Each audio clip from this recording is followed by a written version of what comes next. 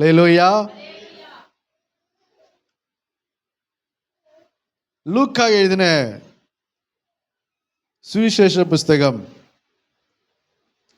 13ஆம் அதிகாரம் 6-7 வாசிக்கலாம். அப்பொழுது அவர் ஒரு உவமையை சொன்னார்.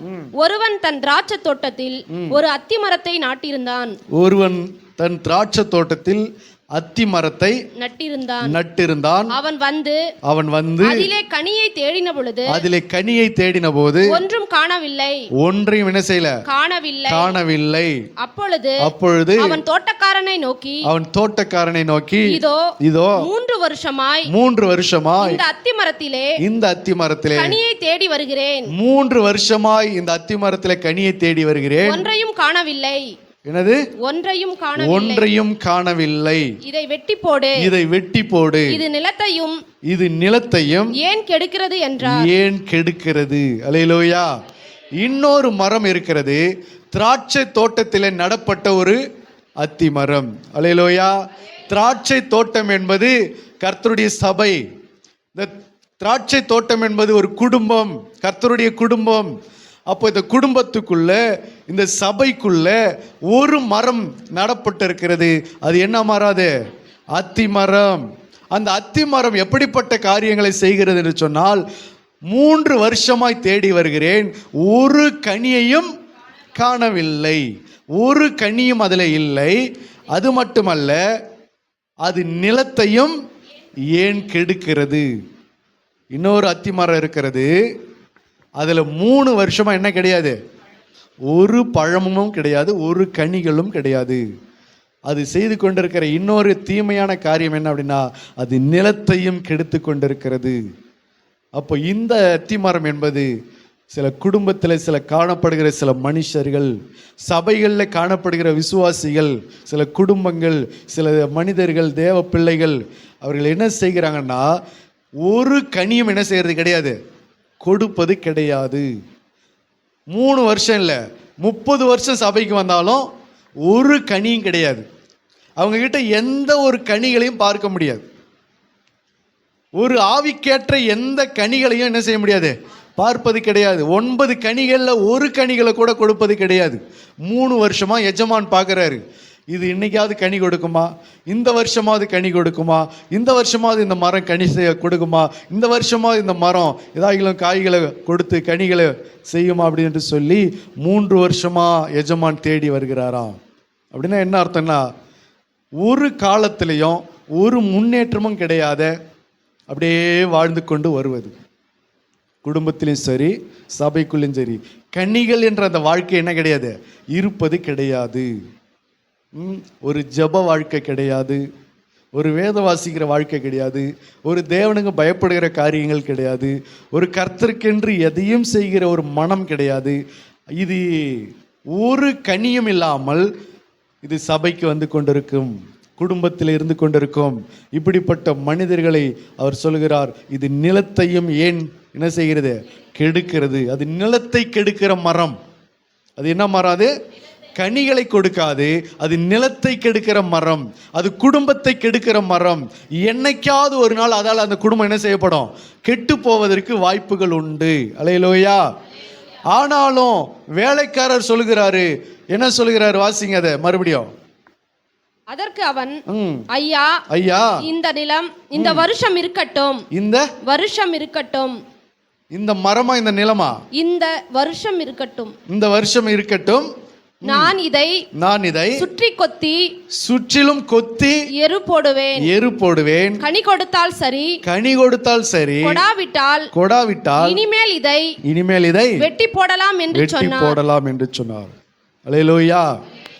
அப்ப வேலைக்காரர் என்ன செய்யறாரு, எஜமான் கிட்ட வேண்டிக் கொள்றார், ஐயா இந்த மரத்தை வெட்டிடாதீங்க அவசரப்பட்டு, இருக்கட்டும், இது இந்த வருஷமும் கொஞ்சம் என்ன பண்ணட்டும், இருக்கட்டும். இந்த மரத்துக்கு இன்னும் என்னென்ன நம்மளால் செய்ய முடியுமோ அது எல்லாம் செஞ்சு பார்க்கலாம். அப்படி செஞ்சு பார்த்து அந்த மரம் கனி கொடுக்கலாம், கனி கொடுத்தாலும் பார்க்கலாம், கொடி கொடுக்கலனாலும் பார்க்கலாம். அதுக்கப்புறம் அதை நம்ம என்ன செஞ்சிருவோம், வெட்டி போட்டுடலாம்.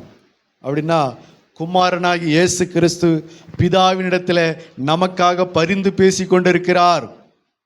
கனி கொடுக்காத பட்சத்தில், நிலத்தை கெடுத்து கொண்டிருக்கிற பட்சத்தில் கர்த்தர் நமக்காக பிதாவினிடத்தில் என்ன செய்கிறாரு? பரிந்து பேசி கொண்டிருக்கிறார். என்னன்னு? இது இந்த வருஷமும் இருக்கட்டும், இது இந்த வருஷமும் இருக்கட்டும். அப்போ இன்றைக்கு நம்ம வாழ்ந்து கொண்டிருக்கிற பலன் எந்த பலத்தில்? அவர் பரிந்து பேசி கொண்டிருக்கிற பலத்தில், இரக்கத்தில் நம்ம வாழ்க்கையை ஓட்டி கொண்டிருக்கிறோம். அவர் பரிந்து பேசலைன்னா என்னைக்கும் அந்த மரம் என்ன செய்யப்படுறோம்? வெட்டி போடப்பட்டிருக்கும். அந்த மரம் அங்கிருந்து பிடுங்கப்பட்டு இருக்கும்.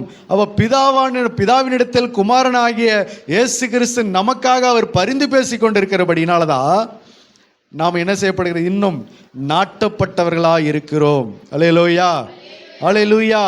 அது மட்டுமல்ல, பரிசுத்த ஆவியானவர் நமக்காக வாக்கு கடங்காத பெருமூச்சுகளோடு அவர் வேண்டுதல் செய்கிற ஆவியானவராக இருக்கிறார். அப்போ நமக்காக ஆவியானவர் ஒரு பக்கம் என்ன செய்கிறாரு? வாக்கு கடங்காத பெருமூச்சுகளோடு வேண்டுதல் செய்கிறார். ஒரு பக்கம் குமாரனானவர் பிதாவினிடத்தில் நமக்காக பரிந்து பேசி கொண்டிருக்கிறார். இதன் மத்தியில் தான் நம்ம என்ன பண்ணிட்டு இருக்கிறோம்? வாழ்ந்து கொண்டிருக்கிறோம். நம்ம நினைக்கிறோம் நமக்கு இன்னும் வருஷங்கள் நிறைய இருக்கிறது. எப்படி இருக்கிறது? கர்த்தர் நமக்கு கொடுத்த இரக்கத்தினால, அவர் வருஷங்களை நமக்கு நன்மையினால முடிசூட்டுகிறபடினால இன்னும் நம்ம ஒவ்வொரு வருஷமும் என்ன பண்ணிட்டு இருக்கிறோம்? வாழ்ந்து கொண்டிருக்கிறோம். எத்தனை வாலிப பெண் பிள்ளைகள் செத்து போறாங்க, எத்தனை வாலிப ஆண் பிள்ளைகள் செத்து போறாங்க, வாலிபர்கள் செத்து போறாங்க, எத்தனை குழந்தைகள் செத்து போகிறது, எத்தனை சிறு பிள்ளைகள் செத்து போறாங்க, எத்தனை சிறு சிறு பிள்ளைகள், சின்ன சின்ன குழந்தைகள் இறந்து போறாங்க, எத்தனை முதியவர்கள் இறந்து போறாங்க, எத்தனை தாய்மார்கள், தகப்பன்மார்கள், சகோதரன் சகோதரிகள் இறந்து போறாங்க. அப்போ இந்த உலகத்துல இந்த வயது உடையவர்கள் தான் மரிக்கிறாங்கன்னு அர்த்தம் கிடையாது. அப்படி நடக்கிறது கிடையாது. எல்லா வயதுடையவர்களும் என்ன செய்யறாங்க? இந்த உலகத்துல மரித்து கொண்டு தான் இருக்கிறாங்க. அப்போ எல்லா வயதுடையவர்களும் மரித்து கொண்டு இருக்கிற இந்த காலகட்டத்தில் நம்ம மட்டும் எப்படிங்க உயிரோடு இருக்கிறோம்? லேலோயா. வியாதினால மரித்து போறாங்க, விபத்தினால மரித்து போறாங்க, குடும்ப பிரச்சனைகளை தற்கொலை செய்து மரித்து போறாங்க, பலவிதமான காரியங்களினால மரித்து போறாங்க, வயதாகி மரித்து போறாங்க, பலவிதமான கொலைகளினால மரித்து போகிறாங்க, மன உளைச்சலினால மரித்து போகிறாங்க. மரணம் என்பது பல காரணங்களை கொண்டு மனிதர்களோ வருகிறது. அப்போ இதர் மத்தியில் நாம் இன்னும் உயிரோடு இருப்போம் என்று சொன்னால் அது அவருடைய கிருபை. அல்லேலூயா. நாம் நிற்பதும் நிர்மூலம் ஆகாததும் அவருடைய கிருபை. எப்படிப்பட்ட கிருபை? இது இந்த வருஷமும் இருக்கட்டும், இது இந்த வருஷமும் இருக்கட்டும். நம்ம கனி கொடுக்கலன்னு தெரிஞ்சுதான் நமக்கு டைம் கொடுக்குறாரு. இது இந்த வருஷம் என்ன பண்ணட்டும், இருக்கட்டும்ன்றாரு. அப்போ நாம் இன்னைக்கு வாழ்ந்து கொண்டிருப்பது, உயிரோடு இருப்பது நம்ம சொந்த பலத்தில் இல்லை, நம்ம சாப்பிடுகிற உணவு ஆகாரத்தில் இல்லை. நான் இந்த மாதிரி ஃபுட்டாக தான் எடுக்கிறேன், இந்த மாதிரி உணவுகள் தான் நான் சாப்பிட்றேன், நான் இப்படி தான் நான் என்னை டயட்டை கண்ட்ரோலாக வச்சுக்கிறேன் அப்படின்னு சொல்லி நம்ம கடைபிடிக்கிற ஆகார விதிமுறைகளின்படி, நம்முடைய எக்ஸசைஸு, நம்முடைய ஸ்ட்ரென்த்து, பலத்தின்படி நம்ம உயிரோடு என்ன பண்ணலை இல்லை. கர்த்தர் அவர் கொடுத்த இரக்கத்தின்படி நம்ம இன்னும் ஒரு வருஷம் என்ன செஞ்சுக்கிட்டு இருக்கிறோம்? வாழ்ந்து கொண்டு இருக்கிறோம். அல்லேலூயா. ஆனால் நம்முடைய காரியமோ நிலத்தை கெடுத்து கொண்டிருக்கிற மனிதர்களாக வாழ்ந்து கொண்டிருக்கிறவர்களை பார்க்கிறோம். கிறிஸ்தவர்களுக்கும் கிறிஸ்தவர்கள் அல்லாதவர்களுக்கும் ஒரு வித்தியாசம் என்ன தெரியுமா? கிறிஸ்தவங்க அல்லாதவங்க, ஆண்டவர் அறியாத ஜனங்க என்ன பண்ணுவாங்கன்னா சாப்பாட்டு விஷயத்தில் கரெக்டாக இருப்பாங்க. உடம்பை பார்த்து கொள்கிற விஷயத்தில் கரெக்டாக இருப்பாங்க. அவங்க உடல் நலத்தை காத்துக்கொள்வதில் அவங்க ரொம்ப கரெக்டாக மெயின்டைன் பண்ணுறாங்க. ஆனால் என்ன செய்வாங்கன்னா கர்த்தரை நம்ப மாட்டாங்க இல்லையா? அந்த டயட்டில் இருப்பாங்க, தேவையில்லாத ஆகாரத்தை புசிக்க மாட்டாங்க, தன் உடம்புக்கு ஒத்துக்காத உணவுகளை என்ன பண்ண மாட்டாங்க, எடுத்துக்கொள்ள மாட்டாங்க. அந்த உணவு விஷயத்தில், உணவு கட்டுப்பாடு காரியத்தில் கரெக்டாக இருப்பாங்க. ஆனால் யாரை நம்ப மாட்டாங்க? கர்த்தரை நம்ப மாட்டாங்க. இது யார் இடத்துல காணப்படுகிற காரியங்கள், சுபாவங்கள்? ஆண்டவர் அறியாத ஜனங்கிட்ட இருக்கிற மனிதர்களிடத்தில் காணப்படுகிற கிரியைகள். இப்போ கர்த்தருடைய ஜனங்கிட்ட இருக்கிற விஷயங்கள் அப்படியே நீங்கள் கவனித்து பார்த்தீங்கன்னா, கர்த்தரை நம்புவோம். நான் வாழறதே யார் தான்? கர்த்தரால் தாங்க நான் வாழறேன்னு நம்ம கர்த்தரை நம்புவோம். ஆனால் உடம்பு என்ன பண்ணிக்க மாட்டோம், பார்த்துக்க மாட்டோம். ஏன்? நான் கர்த்தர் பார்த்துக்குவார். என்னது? கர்த்தர் பார்த்துக்குவார். எதையும் சாப்பிட்றது, எப்படியும் தூங்குறது, எங்கேயும் ஏதாவது பண்ணுறது, என்ன கிடைச்சாலும் சாப்பிட்றது, ஆனாலும் யார் பார்த்துக்குவார்? கர்த்தர் பார்த்துவார். இதை சாப்பிட்டா இந்த வியாதி வரும், இந்த சாப்பிட்டா இது உடம்புக்கு எடுத்துரும், இப்படி இருந்தால் இது உடம்புக்கு ஆகாத போயிடும், இது நல்லதாக இருக்காது, உடம்பை நம்ம பார்த்து கொள்ளணும், சுவர் இல்லாமல் சித்திரம் வரைய முடியாது, இதெல்லாம் நம்ம தெரிஞ்சு நம்ம உடம்பை கண்ட்ரோலாக பார்த்து கொள்ளணும், அதை உணவு விஷயத்தில் கரெக்டாக இருக்கணும், இச்சை அடக்கம் வேணும் அப்படின்ற விஷயம் நமக்கு கிடையாது. ஏன்னா எல்லாத்தையும் யார் பார்த்துக்குவார்? ஏகோவா ஈரே, கர்த்தர் பார்த்து கொள்வார். அதனால் கண்டதையும் போட்டு அடி என்ன பண்ண, பிடிச்சி சாப்பிடு, எல்லாத்தையும் கர்த்தர் பார்த்துக்குவார். எப்படி பார்ப்பாரு? அவன் கர்த்தரை நம்பலை, ஆனால் கரெக்டாக இருக்கிறான். உடம்பு விஷயத்தில், சரீர விஷயத்தில், சாப்பாட்டு விஷயத்தில், குடிக்கிற விஷயத்தில் கரெக்டாக இருக்கிறான், ஆனால் கர்த்தரை நம்புறது கிடையாது. அதனால் அது அவனுக்கும் பிரச்சனை தான். அவனும் நல்லா இருப்பான்னு சொல்ல முடியாது, எவன் எந்த நேரத்தில் சாகிறான்னு தெரியல. அதனால் அப்படிப்பட்ட மனிதர்களும் கர்த்தரை நம்பாத அவர்கள் என்ன நினைக்கிறாங்க, நாங்கள் எங்கள் சொந்த பலத்தில் என்ன பண்ணுறோம், வாழ்ந்து கொண்டு இருக்கிறன்ற அந்த நம்பிக்கை, அந்த இருமாப்பு இருக்குல்ல, அதனால் அது அவங்களுக்கும் அது டேஞ்சர் தான். கர்த்தருடைய ஜனங்கள் கர்த்தரை நம்புகிறோம், நான் உயிரோடு இருக்கிறதே யார் தான்? அவருடைய கிருபை தாங்க அப்படின்னு எல்லாமே அவருடைய கிருபையை சார்ந்து கொள்கிறோம். ஆனால் நம்மளை கண்ட்ரோலாக வச்சுக்கிறது கிடையாது. இதுவும் டேஞ்சர் தான், இங்கேயும் மரணம் தான். இது ரெண்டுமே ஆபத்தான விஷயங்கள் தான்.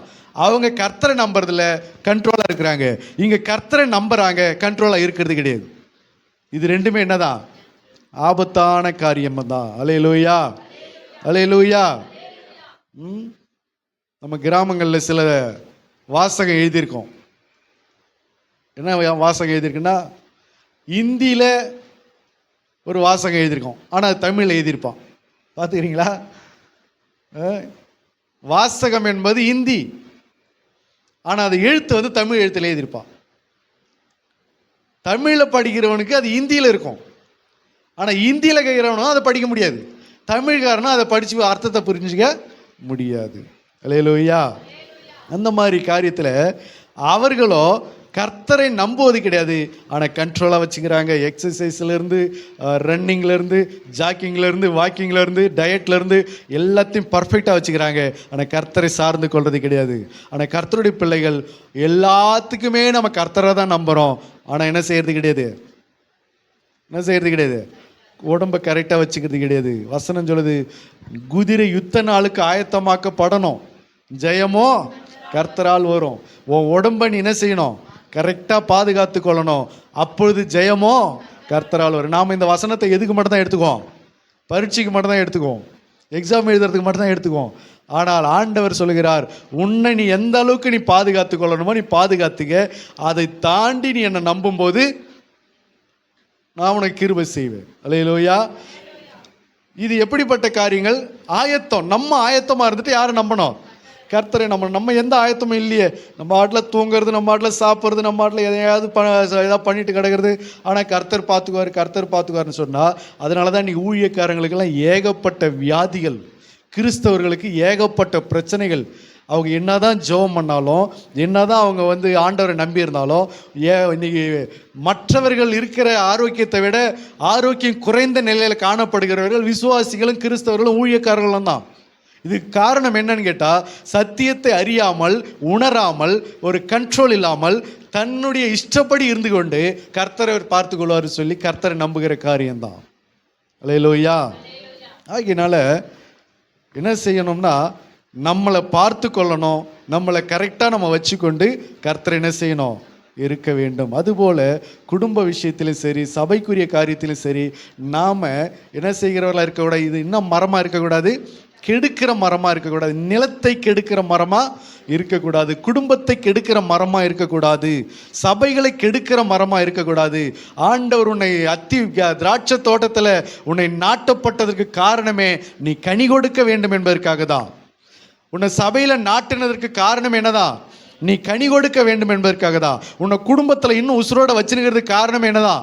நீ குடும்பத்துக்கு கனி கொடுக்க வேண்டும், சபைக்கு கனி கொடுக்க வேண்டும், தேவனுடைய ராஜ்யத்துக்கு கனி கொடுக்க வேண்டும் என்பதுதான் தேவனுடைய சித்தமாக இருக்கிறது.